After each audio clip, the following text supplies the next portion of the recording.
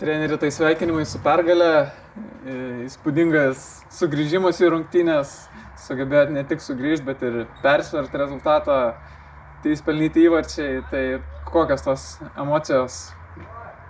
Emocijos aišku geros, nedažnai tenka džiaugtis pergalėm, ypač mušti 3 įvarčius, bet norėčiau pirmą sugrįžti turbūt į pirmą kėlinį, kur nebuvo gal tas žaidimas toksai labai blogas, bet nors ir turbūt turėjom geresnį momentą iš žaidimo negu varžovai, bet praleidom baudinio, mūsų klaida, viskas tvarkoj. Per pertrauką šiek tiek kitaip pakalbėjom, dar šiemet taip neteko paprašyti žaidėjų mėgauti žaidimu, prašyti kamuolio, norėti žaisti, nieko nebijoti ir tas pavyko, juk žaidėjai mane išgirdo ir labai dėl to esu laimingas, tą patį Jemi Rūbiniai sakiau, kad tiek širdies idėjos tikrai galima pasiekti daug. Antras kėlinys, netgi galbūt antra pusė tikrai atrodė labai įspūdingai.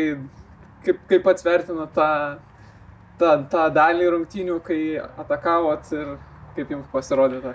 Sakau, žaidėjai pradėjo mėgautis žaidimu, aš jų tik to ir te prašiau būti arti vienas kito, norėti surasti draugą, paduoti jam kamuolį, atsidengti, tų tokių paprasčiausių dalykų.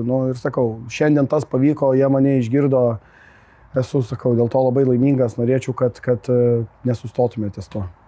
Šiandien turėjot komandoje ir vieną grįžusį jaunuolį, Kristupą Algirdą Padegimą.